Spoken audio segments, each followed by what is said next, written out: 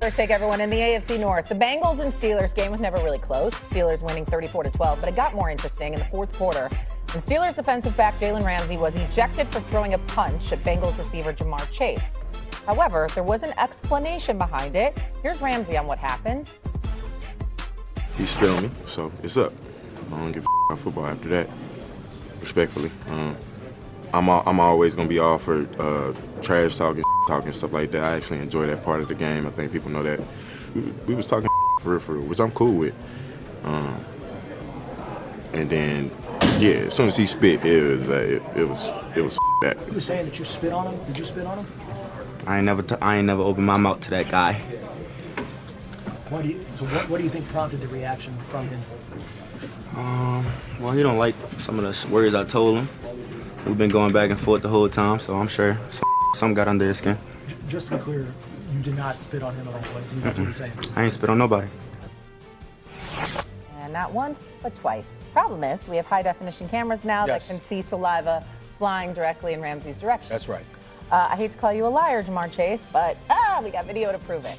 What is a fair punishment now for Jamar Chase? First of all, it should be an automatic 2-game suspension. Automatic. One is for the spitting. Another is for telling a bold-faced lie. Because he was lying. It's clear as day. You understand? When I saw the interview with Jamar Chase talking to reporters before I saw a replay of the actual incident itself. To sit up there with a straight face, I ain't open my mouth. I ain't do nothing. You know what I'm saying? I mean, just talk about plausible. Evidently, he doesn't understand we're living in a modern age where cameras are everywhere. You damn right he spit on Jalen Ramsey. He spit right at him. All right, there's no way around it, and it was thick so you could see it, okay? Here's the bottom line, okay? Jamar Chase is my absolute favorite receiver in the National Football League. I know Justin Jefferson is a stud. I know Njigba is something special. I know it, but I'm a Jamar Chase fan. You don't spit on anybody. You don't spit on another man on the football field, obviously, either, okay? And then to sit up there and to lie the way that he did. It was a bold-faced lie. Bold-faced lie. Bold-faced lie. I mean, twice. I ain't spit on nobody. I mean, come on, man. You know, listen. The NFL has to send a message. We saw what Jalen Carter did to start up the season or whatever. You talk about a situation where it's going to be very, very difficult to control how another man comes on at you, whether it's on the football field or even outside after the game, you know, whether the locker room or whatever. These are the kind of things that you put a stop to before they even start. You don't do that. You don't do that. You have to send that kind of message. I believe it warrants a 2-game suspension. That's what I believe it does. Cam Newton, what do you think?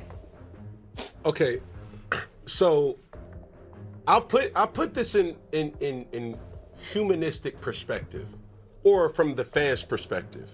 We do not expect this type of behavior from a superstar and a box office individual like Jamar Chase. Now, and I say this with all due respect. What happened with Jalen Carter is on the right. He's not a superstar. He's not on Jamar Chase. He's not box office. He's a great player. He's dominant, yeah, but he's not at a trajectory of like a A.J. Brown or like a Jalen Hurts or Saquon on that team. So, okay, we understand that. But you add in a superstar that spit is clear as day. Am I offended by the lie? Yes. I'm like, okay, come on, bro. Like you tripping. Jalen Ramsey is an individual that warrants the smoke.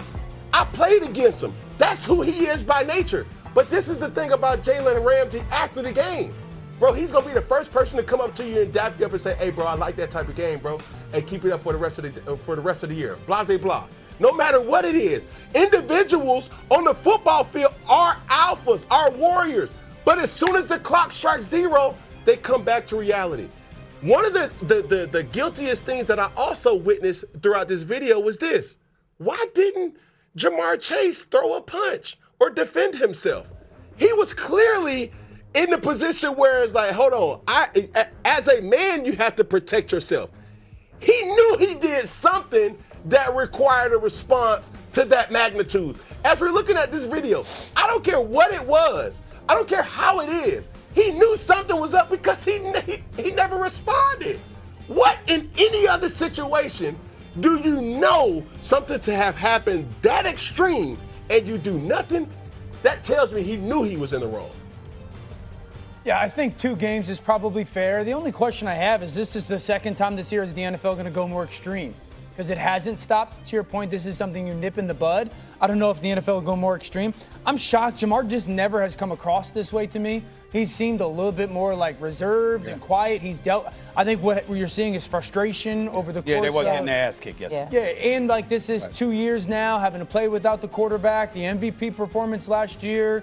This was the big year, bringing both receivers back, and now he's having to deal with no Joe Burrow again. So it does seem like frustration boiled over, but I would imagine something along the 2-game suspension. I'm surprised Jamar did this. Physicality is physicality, and in the sport of football, which y'all know a hell of a lot better than me, the bottom line is stuff can happen, but there are certain things that go beyond the pale. Hitting one another, punching one another, arguing with one another, stuff like that. But when you spit on a man, the way we saw Jamar Chase do that yesterday, you understand? Yeah. That's the kind of stuff that, you know what, in some cases, I saw Damian Woody talking on Get Up earlier this morning. He's like, that's the kind of cat, that's the kind of situation where you go back to the locker room and you walk down to the opposite locker room looking for that cat. Yeah. You understand? You never know what that could regress into. And so that's not a normal kind of altercation to happen. There are lines that are crossed when you spit on somebody. And Jamar Chase crossed that line. And considering the fact that Jalen Carter did it to start off the season and the NFL handed down the suspension, you already know where their stance is, okay? So you know better than doing something like that. The message has been sent. Now it needs to be sent more emphatically. And I also do think that Jamar Chase lying the way that he did. Think about it. What are you going to believe now? When something comes out of his mouth, you ain't going to take it. You're going to take it with a grain of salt. Because, I mean, man up. You know, that's what you did. That's what you did. Either apologize or don't apologize for it. But to look in the camera not once but twice and be like, no, I don't know what you're talking about. I never opened my mouth. You know, that's like Eddie Murphy doing stand-up many, many years ago. Hey, it wasn't me. Hey, wasn't me. Really? We know better. So we saw it. It's right there for us to see, okay? You got to suspend the man for a minimum of 2 games. Cam, to your point, every player I've interviewed that's gone up against Jalen Ramsey says he's the best trash talker in the game. Like, that's part of his game. He loves to trash talk. It adds to it. So to warrant that kind of response, obviously something had to have gone a step further. Yeah, listen, this is human rights. If it leaves any part of your body, whether below the belt or above your chin, you deserve your ass whooped. And this is a person, I got the utmost respect for Jamar. So do I. And even after this, still, like, you have to look at a situation and say, in any other situation, if somebody were to tell you, hey, bro, he slapped me. Okay, cool, what you do? Hey, bro, he mushed me. Okay, bro, what you do? Hey, dog, he spit on me. That's the ultimate sign of disrespect. And for that moment, we've seen players do this in dating back to Bill Romanowski, for Christ's sake. And that was like, no. You're going to have to see me. That's what we call, hey, it's an on-site type of thing. Whether I see you on the field or I see you wherever, you're going to have to see me. Spitting on an individual is the ultimate form of disrespect, and I could care less. You're minuscule. You're a grain of salt to me. That's what the action showed. Yeah. And this is the NFL. This is one of the most violent sports in the world. You have a license to be violent. And even those who are participants in it and know they have a license to be violent are telling you that's a line you don't cross. Right. I love Jamar Chase. He's my favorite receiver in the National Football League, but you can't get away with doing that, and the NFL better do something about it, because let me tell you something. It's going to happen to the wrong person. It's going to happen to the wrong person. And in the wrong game. And it's going to get very, very ugly if they don't do something about it. And I predict that it's going to be the kind of thing that takes place off the field, inside the locker room, or on the streets. As Cam said, you